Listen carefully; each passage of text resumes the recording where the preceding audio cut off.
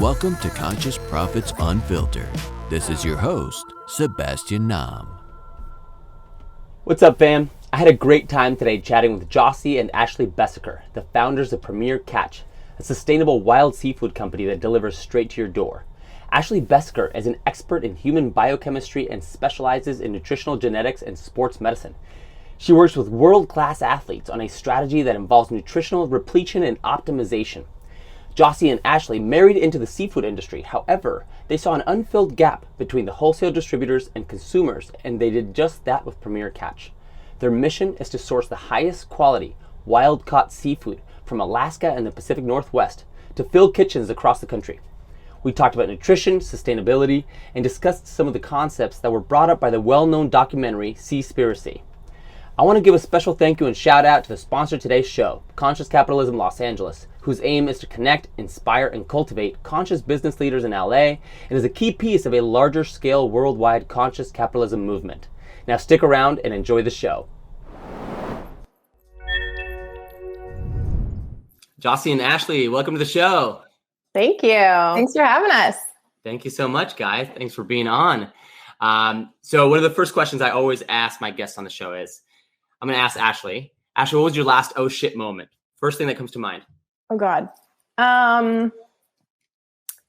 Okay. Well, I probably have two. So I wear two hats, which I'll talk a little bit about, but the first moment related to Premier Catch was once we kind of started going and I realized, oh shit, I own a seafood company. Like I wasn't sure how we were going to progress. And as it got better and we gained more traction, I was literally like, oh shit. That's a good one. And then wearing my other hat as a dietitian, I think just some of my Olympic athletes, just watching them either win or lose in Tokyo, it was just like, oh shit. And then it was like, oh shit. Like some of it was really good. And then some of it was like, oh, bummer. That's awesome though. How exciting. I'll ask you a little bit more about that. But Joci, what was your last hell yeah moment? Ooh, hell yeah. Well, I go back and forth. I guess I had two oh shit moments. I knew you were prepping for the oh shit. So but hell yeah. So both of them probably go same thing. Like started out as like, oh shit, we're starting this company. And then probably after our first pop-up shop last summer, it was like, hell yeah, we're going to do this. We have something great and let's roll. And then quite a few years ago, I decided to do a half Ironman and I didn't know how to swim. And so it was like starting from scratch in the pool. And I learned how to swim. I did swim. I like trained. It was pretty badass. And I completed the event. But I remember when I got in the water that morning in the lake, I was like, oh shit, I have to swim 1.2 miles and like have this whole thing. But then I got out of the water and my dad was actually, I had family and friends there supporting and watching. And my dad was actually holding a sign that said, hell yeah. Like when I got out of the water. And so that definitely comes to mind. Awesome. When you say I that. love that. I can't believe you decided to do that and you literally had to learn how to swim for it. So I could like swim, like I could, jump in the water and swim around. I just didn't know how to swim properly, breathing and the right technique. And so it was really fun. That's really awesome. Really cool. All right. Ashley, what is Nutrigenetics, or what are Nutrigenetics? Yeah. So it's a fairly new field. So it's nutritional genetics. So it's how our genetics relates to our nutrition. So nutrigenetics is kind of like the set of genes we've been given because those never change. We get those from our parents. How those play into our metabolic pathways. So how we process caffeine, how we process vitamin A and all the other things. And then nutrigenomics, which they're used interchangeably, but they are slightly different. Nutrigenomics is then how someone like me would create a meal plan or a set of actionable steps to actually play into those genetics that they were given. So that's like diet and exercise and lifestyle. Nice. Got it. I actually just took a gut health test that I'm pretty excited to see the results. I've kind of heard some mixed reviews on that. I mean, I went down the deep hole of like, reading all kinds of blogs and reviews, and I did the pros and cons to all the different companies out there. But I get that there's a lot of people that say it's kind of BS from what they're actually the results that they can get without doing like a really extensive study. Any feedback on that stuff? That one's really early too, and it layers on so many more. So when you get it back, you're going to get a list, and you're going to be like, "Oh my god!" It's really overwhelming when you get it back. So just call me; I'll help you. But there's a couple different ways to do it. Some of them are genotyping the bacteria, so they're actually like seeing what kind of bacteria and how active those bacteria are, because genes can be turned on and off. And then other brands will just look at how much of which strains you have. But it's interesting. Our own microbiome is set by the time we're 2 years old, based on what we've been exposed to and how we were born. 2 years old. Yeah. So each of us has a unique microbiome. But it's changing. Yeah. We can change it based on our exposures and how we eat. Yes. But it's kind of like fully created by the time that we're 2. Up until then, we're building it.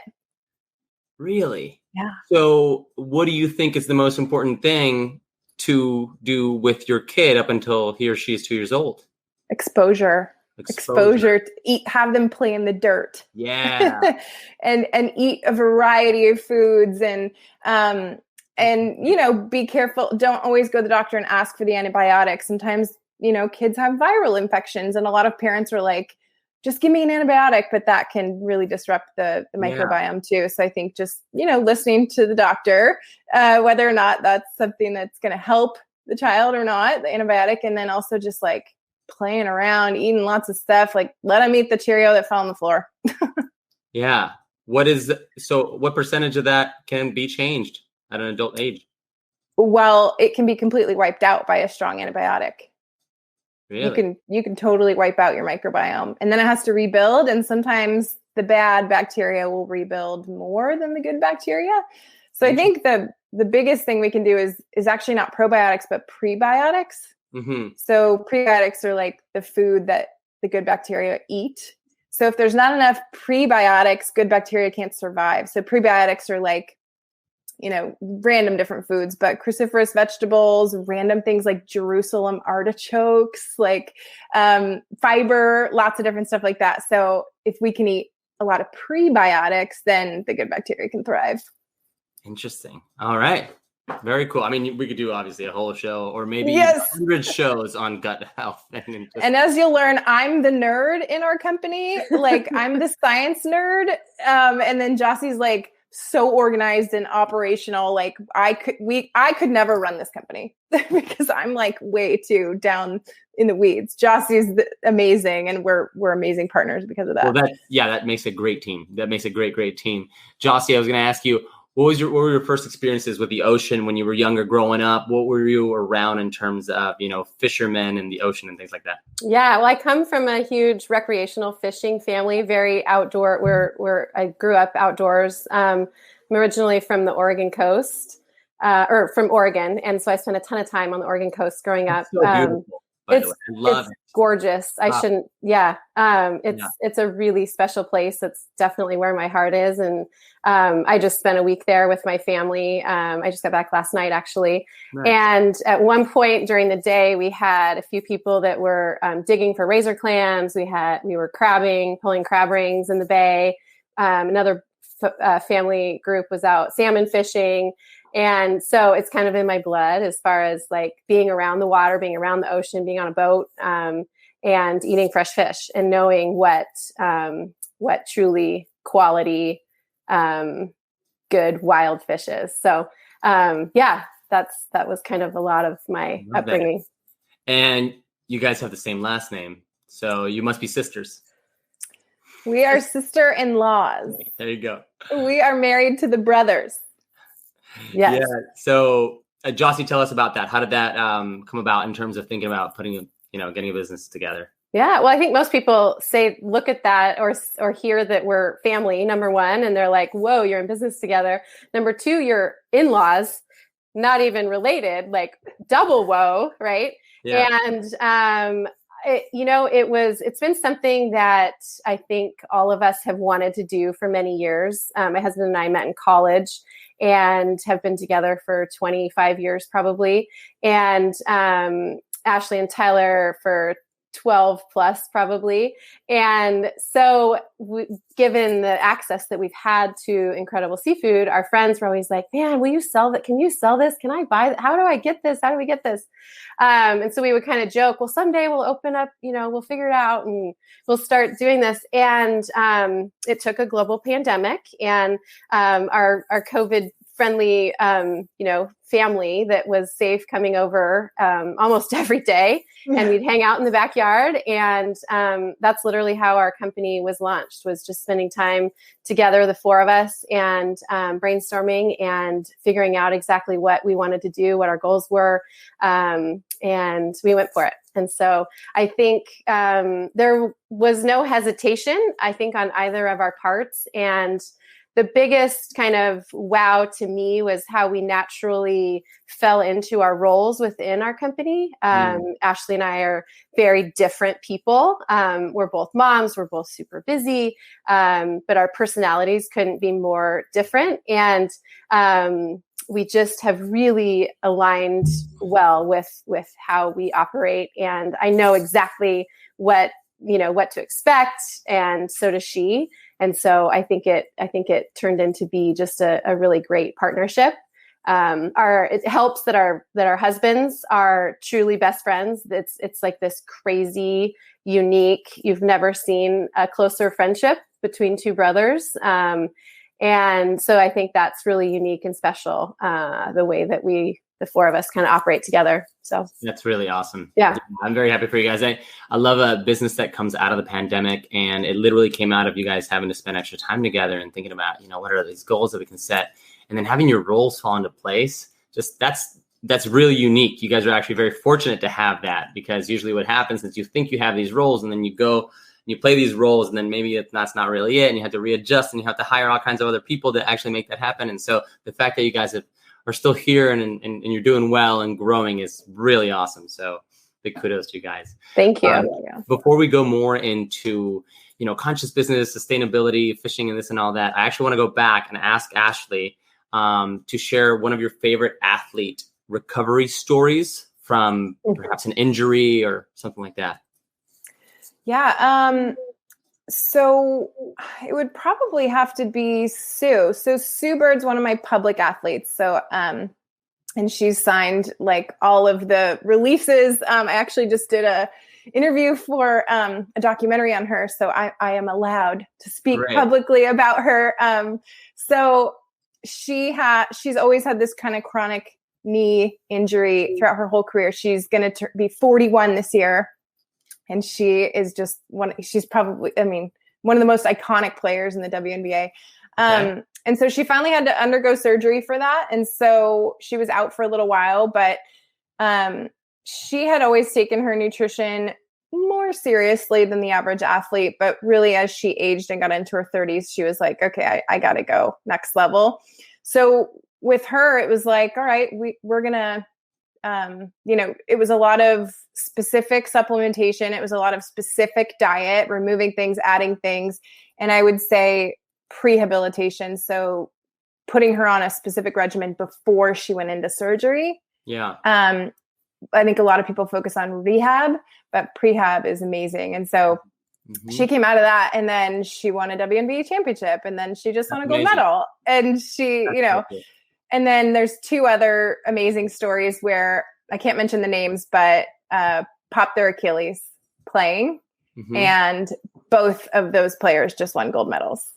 That's amazing. Came off of popping their Achilles. Was there something that, do you find that there are also emotional ties or things in the psyche that can be unlocked, and when unlocked can help a player heal an injury? 100%. It's devastating. The biggest fear for a player at a professional level is an injury, because that will potentially take them out. It will potentially cause a trade. It causes them to sit on the bench. There's tons of recovery time. An Achilles takes almost a year to recover. So the psychology of longevity is something that I specifically work on. So I don't care if you're 20 and coming into a league, or if you're 30, we got to believe that the human lifespan can be up to 100. Let's drop the 80. Let's drop the 70. 100 is where we're all going to go. And how do we get there? So how do you provide for your family and play until you're 40, 41, 42, and keep that in mind so that they can understand an injury taking them out for a year if we do that right, we could potentially add 3, 4, 5 years to your career. So I think longevity, and then sports psychologists are amazing and needed by every athlete. Yeah. I mean, I've heard some amazing stories about athletes that have lingering injuries, and that once they've gotten other shit figured out in their lives from an emotional standpoint, then the recovery path is faster and better. Yeah. And we just saw that with Simone Biles. She did and Naomi, like there's a bunch of athletes that are starting to be public about their mental health struggles, and that we're all normal people. We all deal with that stuff. And they're starting to be more vocal about it. And so I think it's awesome that they're taking the time, and then they're normalizing it for all of us. Yeah. Yeah, absolutely. I love it too. So we're going to go back. This was fun about, having a podcast show, is that I can talk about whatever I want and I can ask about whatever I want. Yeah. And we can go back and forth. So let's go back into what we were originally talking about, which is the fishing industry. And, obviously, as Seaspiracy came out, it got popularized during the pandemic, and everybody watched that movie. And there's been a lot of things that we've had our eyes open to, a lot of things in terms of what we consume and what we're doing to our environment. And obviously, when you watch a documentary, things can be skewed one way or skewed another by depending who makes the documentary. But there's truths to a lot of these things. And obviously, the idea here with a sustainable company such as Premier Catch is that you can combat and battle a lot of those things as much as possible. So the first thing I want to ask Joci is, for just the basics, though, is what is the real difference between wild caught and farm fishing? And, is farm fishing really that bad, and why is wild caught possibly better, which is kind of this understanding that we have?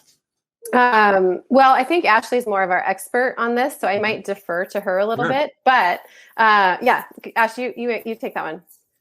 Okay. So sustainability is defined as so many different things within the industry. And so one of my jobs with Premier Catch naturally has been to dive down that, because I ask a lot of questions, which is why I'm a scientist. And so I wanted to know, based on all these different scientists and companies and fishermen, like, what does sustainability mean to you? Mm-hmm. And so it covers a lot of different things. It covers the health of the ocean itself. How do we maintain a healthy ocean so that the species can survive? And that goes all the way down to like plankton and algae.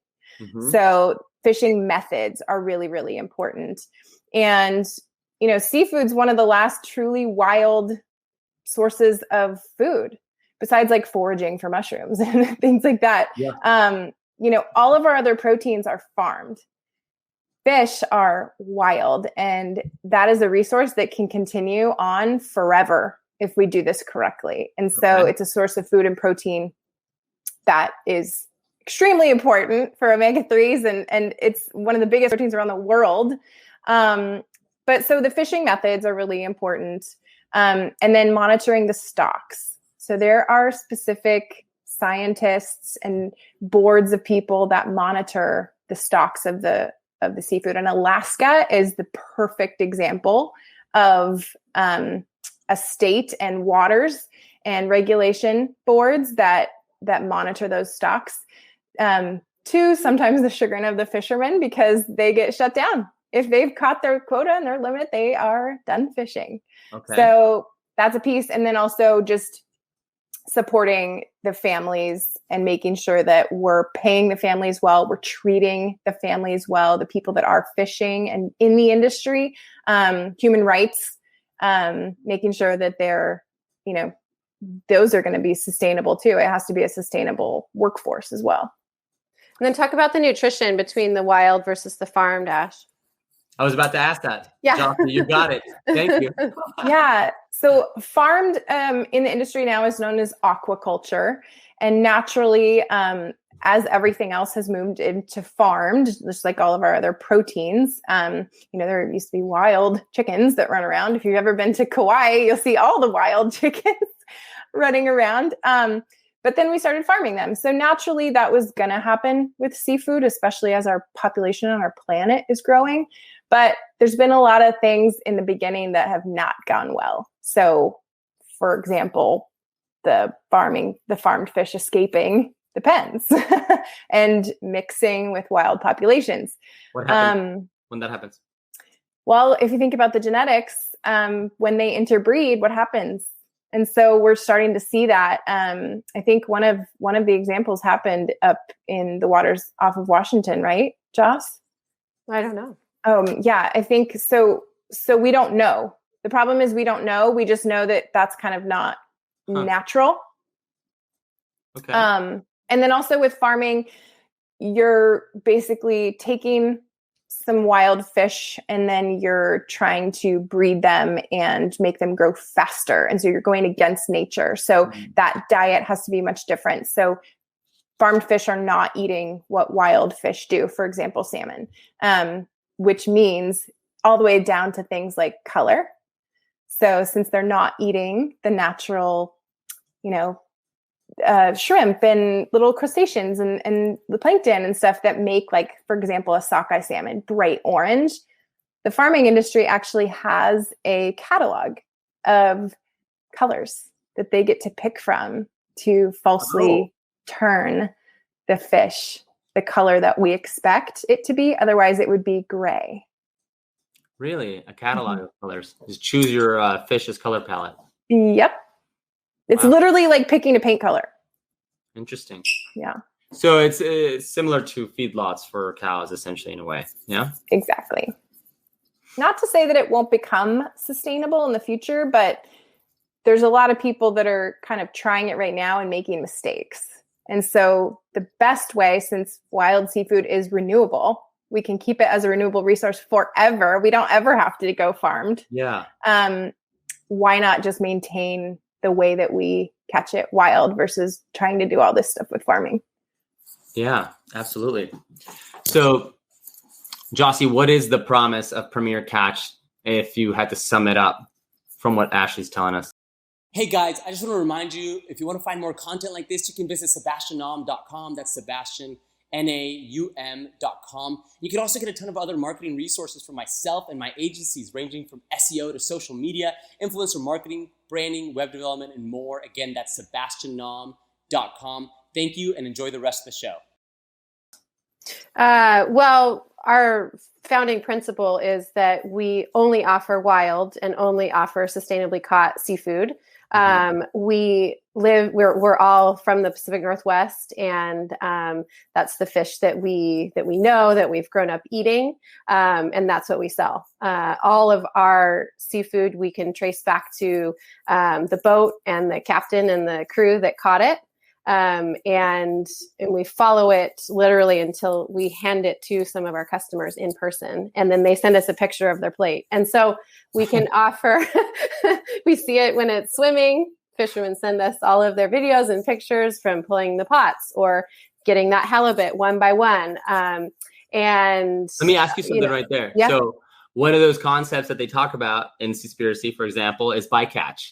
Right. How do you eliminate bycatch? What is bycatch? If you want to go ahead and tell us a little bit, and then how do you eliminate it? So bycatch, so this is the thing about Seaspiracy, or that I would kind of say, that was focused on global fishing. Yeah. Where Premier Catch is focused on, I would say 80% of our products come directly from Alaska. Alaska is the gold standard in the world, I would say, for sustainable fishing. They actually, I think it was 56, wrote into their state constitution an act on sustainability. And so they are really the gold standard when it comes to fishing and the health and the sustainability of not only the species, but the oceans, the forests, everything that's coming out of Alaska. Like Ashley mentioned, they want to guarantee forever that we all can enjoy and eat. So I would say, we stand behind all of our products. Everything is coming directly from those fisheries that are managed. As far as the bycatch and the fish types, that's what you asked me about. Right. So all of our salmon, king salmon, is caught via hook and line, which means they catch one at a time. So there isn't an opportunity really for much bycatch. A lot of our sablefish is caught by pots. And so these pots are specifically designed with openings in the side where only the size of species that we are targeting can fit in the pots. And so when they pull these pots, there's very little things that can get caught because the ones that we don't want can either not fit or can swim out. Okay.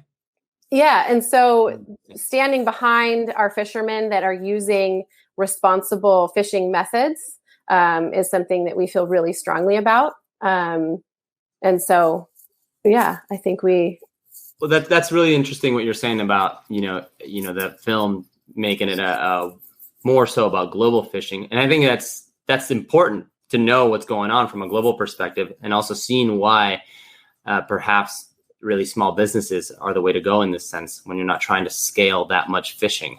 Absolutely. Yeah. So one of the other things that was big on that is saying that 46% of the Great Pacific Garbage Patch is fishing lines, for example, right? So that's a huge thing from an overall sustainability standpoint in terms of plastic.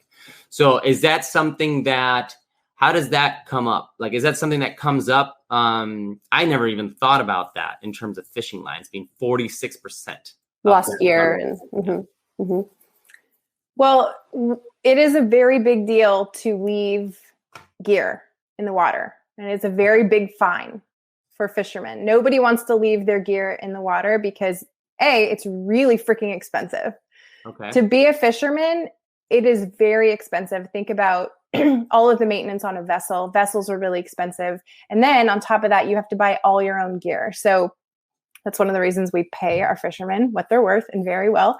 But to lose gear is a very big deal. So if gear gets lost, it's devastating for the fishermen. I'm not saying it never happens, but it does happen. Pots and different things are marked by the vessel. So there can be fines. If somebody finds that pot or somebody finds that gear, it can be traced back to whose boat it was. Okay. So it's never intentional. And I would say Seaspiracy was very much a film and not a documentary. Mm-hmm. And some of those statistics were actually misquoted. It is not as much fishing line as it says. Okay. So Seaspiracy was, and just like a lot of nutrition documentaries, it's a very big vegan pushing platform. And so that's really what they were saying, is to stop eating all proteins, all fish, all everything. And then that's a whole other rabbit hole that I could go down as far as diets go. I'll ask you right there. Why is eating fish better than eating meat? If that's even a thing, if that's your opinion.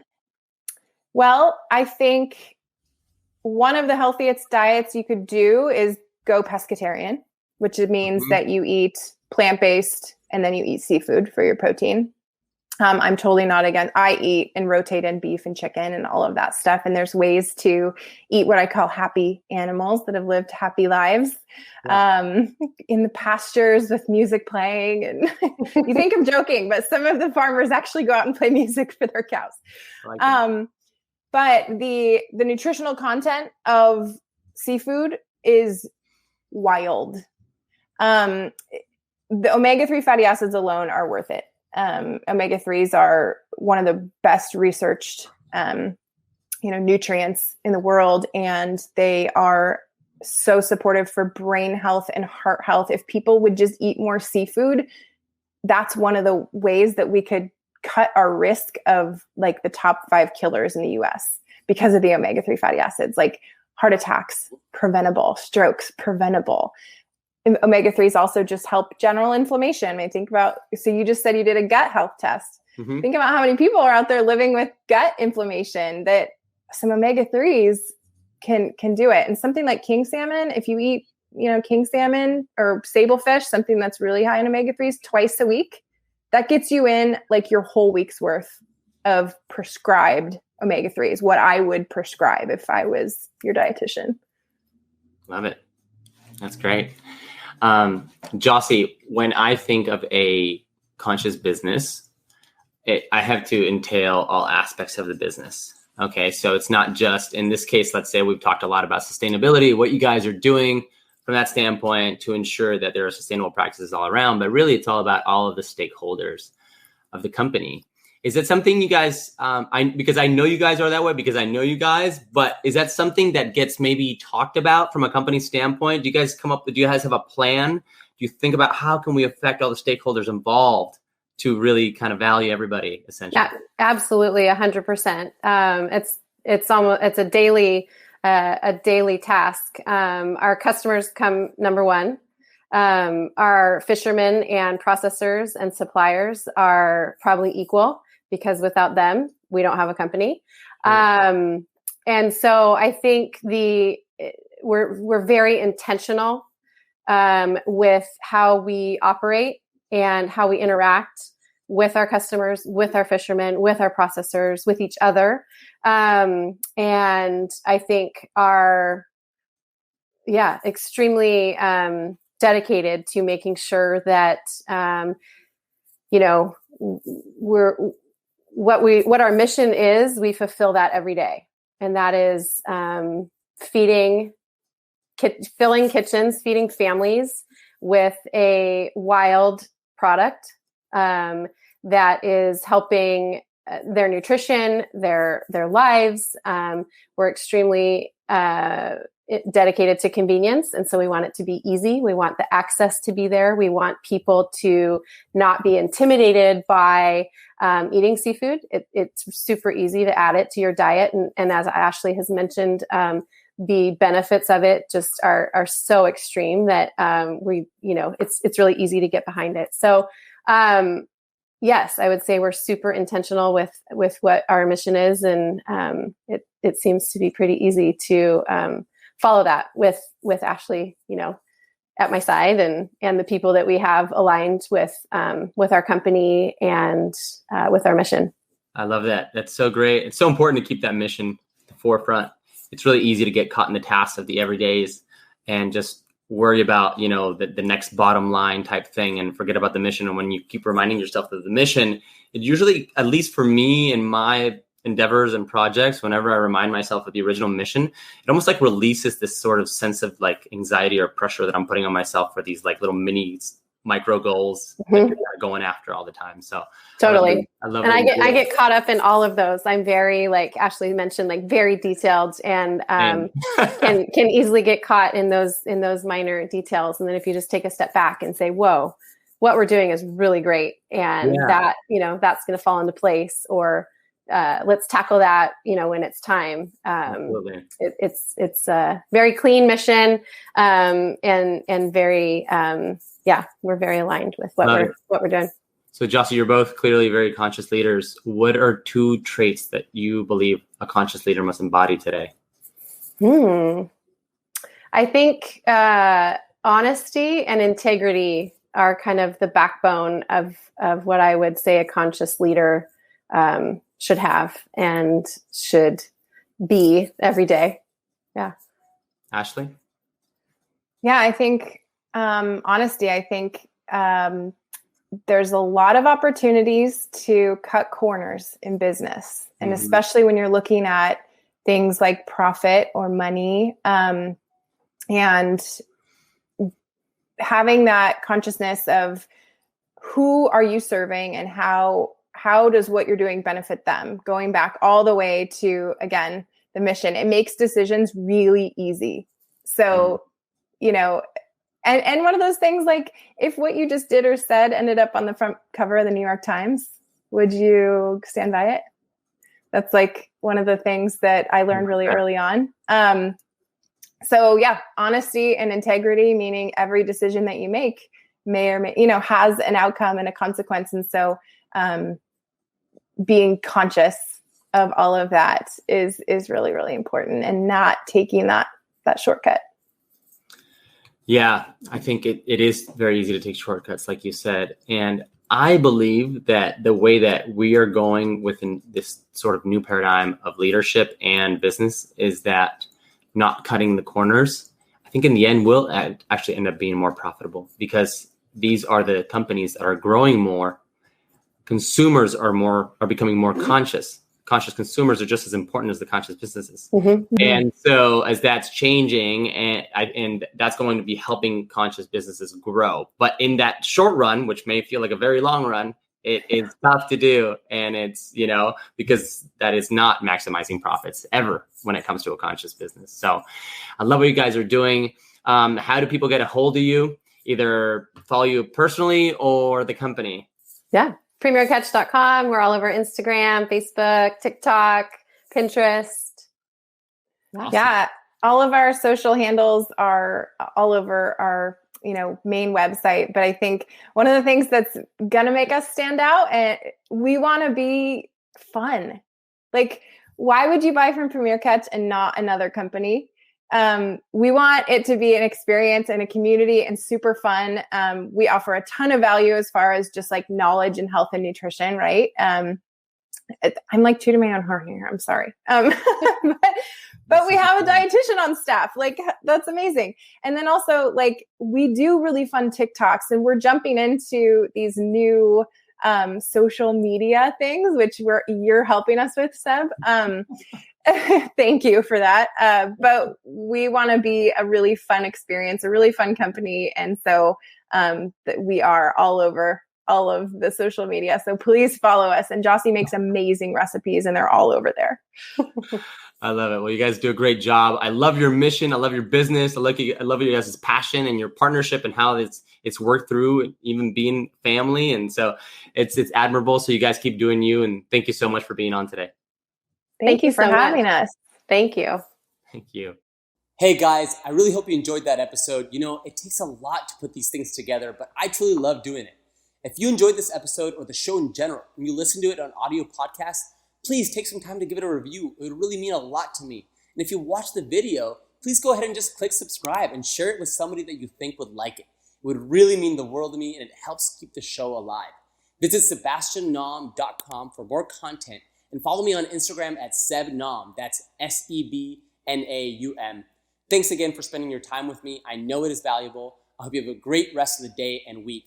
Till next time.